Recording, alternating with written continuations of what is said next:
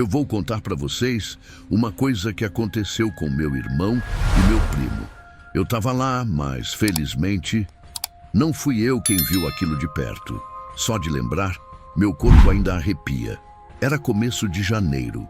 A gente tinha viajado com meus avós para um vilarejo no meio do nada, em Oaxaca, no México. O lugar era lindo, parecia parado no tempo. Nada de sinal de celular, internet, só estrada de terra, cheiro de mato e aquele silêncio pesado de interior que à noite parece que até engole os sons. A casa dos meus avós ficava no fim de um caminho de terra, bem perto da beira de um morro. 50 metros só, e depois era só vazio. Naquela noite, 1º de janeiro, já era quase 2 da manhã. A festa tinha acabado. Só restavam meus tios, meus pais e meus avós na outra casa, conversando e bebendo café. Meus avós tinham 2 casas. Uma era onde eles moravam mesmo, com sala, cozinha, e a outra tinha só 2 quartos para visitas, que era onde a gente estava. A porta do nosso quarto dava direto para o final do caminho de terra. Era uma porta velha, de madeira grossa, que nem fechadura tinha. O jeito que meu avô dava para manter ela trancada era amarrar com um pedaço de cadarço de sapato. Juro, se desse um chute, aquela porta caía. A gente, sem internet e sem nada para fazer, tinha decidido jogar um jogo de tabuleiro. Tava eu, meu irmão e meu primo rindo e tentando não dormir. Até que me deu uma sede absurda. Levantei e falei, meio zoando: "Não deixem o Momo sair enquanto eu vou buscar água." Eles riram, mas a verdade é que aquela porta de madeira sempre me dava um certo arrepio. Não sei explicar. Parecia que tinha algo pesado do lado de fora. Tinha 2 saídas. A porta da frente, que dava para o caminho de terra, e a porta de trás, que ligava para o corredor que levava a outra casa. Adivinha qual eu escolhi? A de trás. Preguiça de mexer na porta de madeira. Mas quando passei por ela, senti uma coisa estranha. Sabe quando parece que você vira a presa e tem algo predador te observando? Foi como se o ar tivesse ficado mais denso.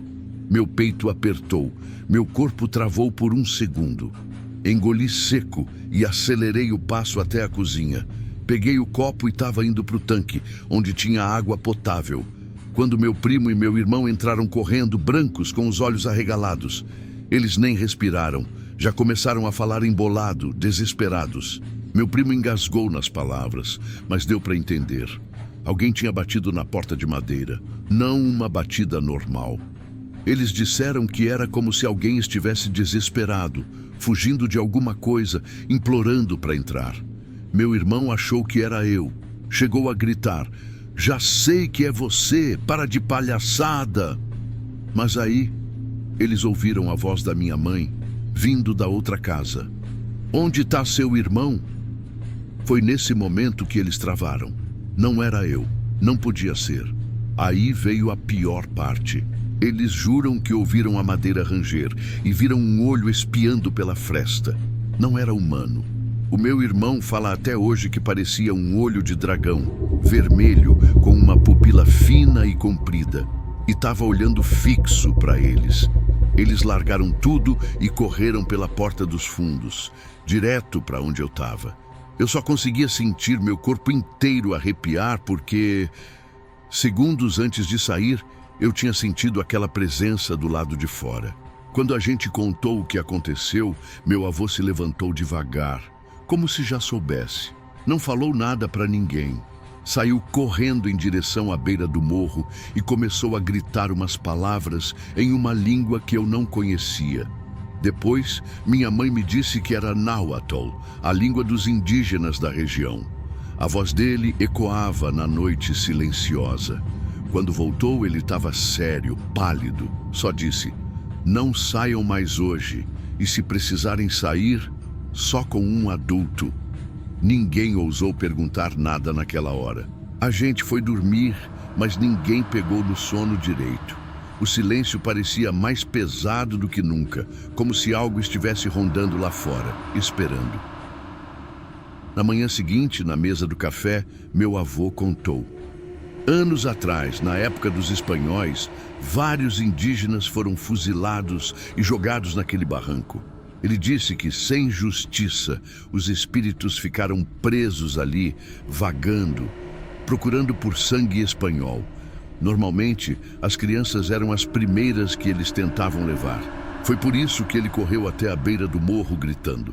Ele repetiu várias vezes em náhuatl: "Deixe-os em paz. Eles não te pertencem." Eu nunca mais esqueci aquele momento. A imagem do meu irmão descrevendo aquele olho vermelho me persegue até hoje. E toda vez que penso na sensação que eu tive na porta de madeira, me pergunto: o que teria acontecido se eu tivesse aberto ela primeiro?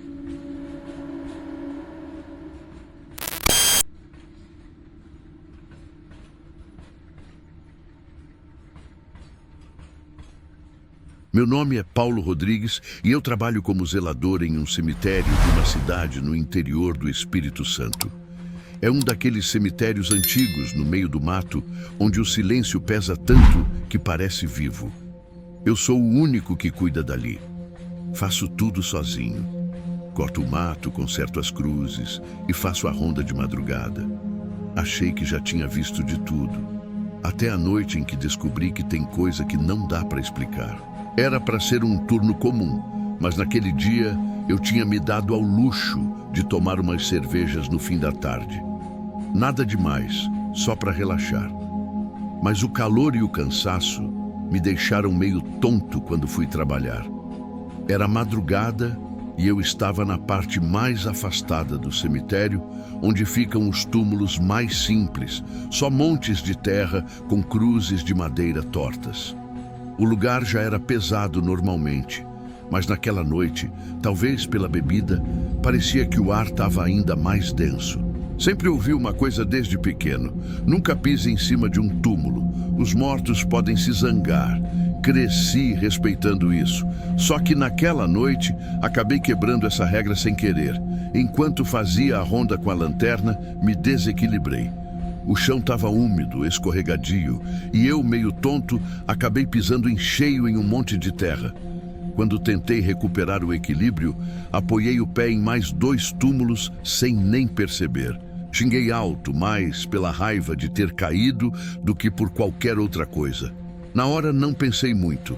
Segui andando, como se fosse só mais uma noite. Mas não era. Quando cheguei em casa, já de madrugada, senti algo errado. Deitei na cama e, antes de pegar no sono, vi no canto do quarto uma silhueta parada, escura, imóvel, olhando na minha direção. Meu corpo gelou. Acendi a luz num pulo. Nada. Tentei acreditar que era efeito da bebida misturado com o cansaço. Só que não parou ali. No segundo dia, as coisas pioraram. Enquanto limpava folhas perto da parte onde tinha escorregado, vi algo entre os túmulos. Uma figura de costas, imóvel. Apontei a lanterna e sumiu na minha frente. E naquela noite, em casa, quando entrei no banheiro, vi uma mão pálida se apoiar no vidro do box. Larga, fina. Puxei a cortina com força. Não tinha nada lá. Foi aí que os sonhos começaram. Pesadelos em que eu estava deitado sobre a terra úmida e várias mãos tentavam me puxar para baixo. Eu acordava suado, com a sensação de que tinha alguém do lado da minha cama me observando.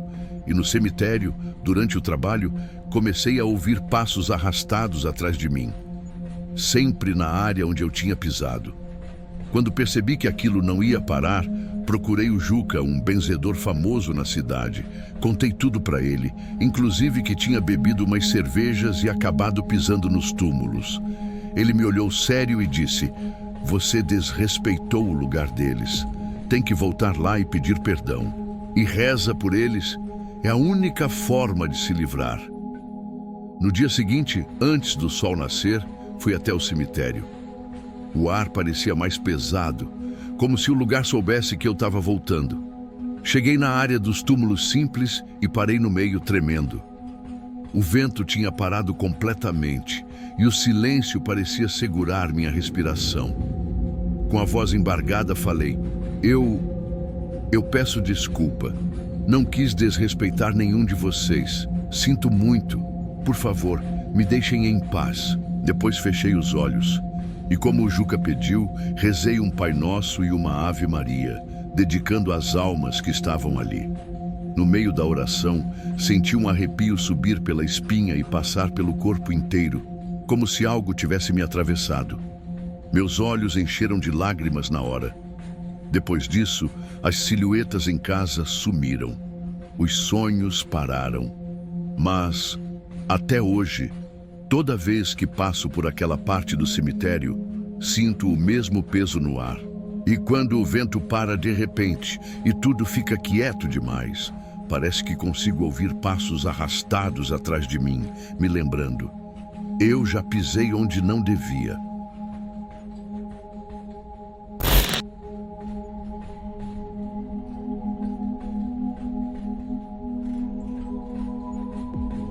Meu nome é José Oliveira, mais conhecido como Zezinho.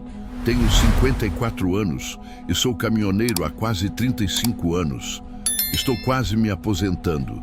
Já dirigi em tempestades que faziam o para-brisa tremer no meio de neblinas tão densas que parecia que o mundo inteiro tinha sumido, e em estradas desertas no meio da madrugada, onde a única luz vinha dos meus próprios faróis.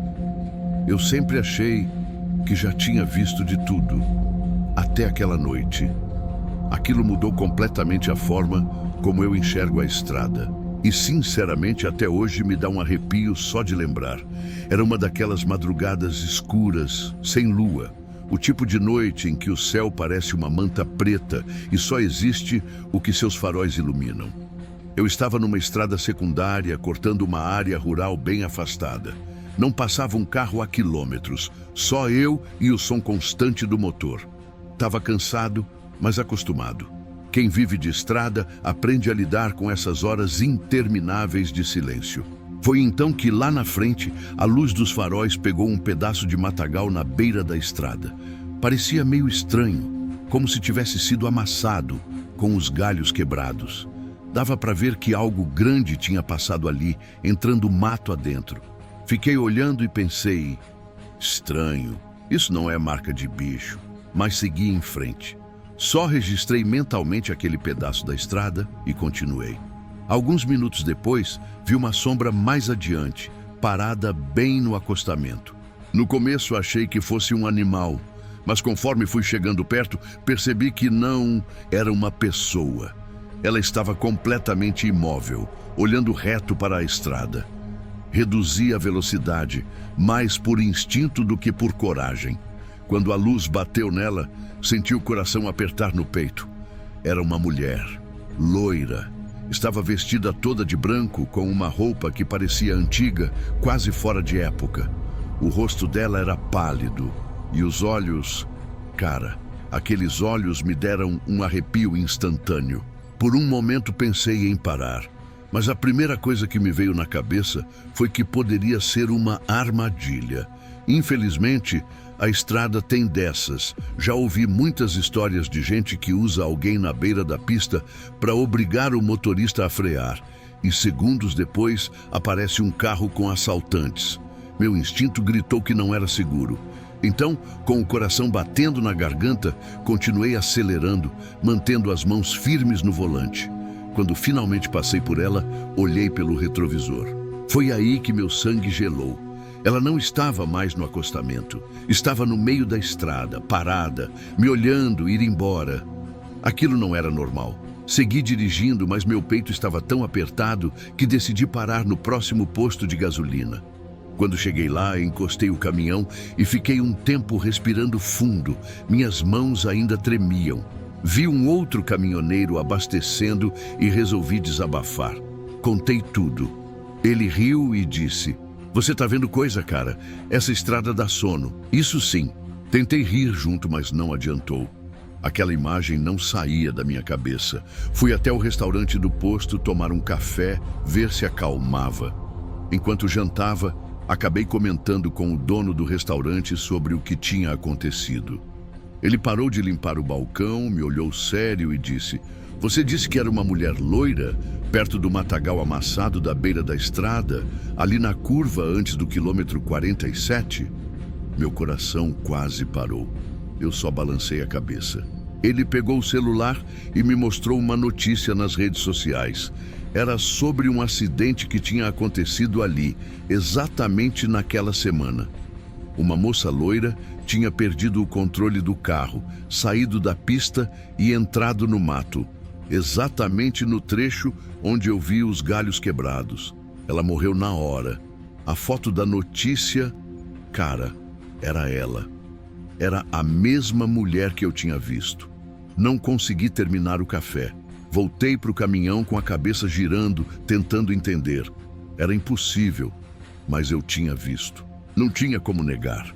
Passei o resto da noite dirigindo com aquela sensação de que alguém estava sentado no banco do passageiro me observando. Aquilo ficou martelando na minha cabeça. Decidi mandar fazer uma cruz de madeira, pois sabia que dias depois iria fazer a mesma rota e teria que passar por aquele trecho de novo. Achei que de alguma forma poderia confortar o espírito daquela mulher fazendo isso. Quando cheguei no local, estacionei o caminhão no acostamento, desci e coloquei a cruz na beira da estrada, bem no ponto onde o mato ainda estava marcado. Fiquei ali parado por alguns minutos, em silêncio, e fiz uma oração por ela. Pedi que descansasse em paz. O vento bateu leve no meu rosto, como se a estrada tivesse respirado junto comigo. Desde aquele dia, toda vez que passo por aquela estrada, não consigo evitar olhar para o acostamento. Nunca mais a vi, mas sempre que passo pela cruz, sinto que não estou sozinho. E talvez a estrada nunca esteja vazia como a gente pensa. Se inscreva e compartilhe nosso canal. Se você tiver coragem,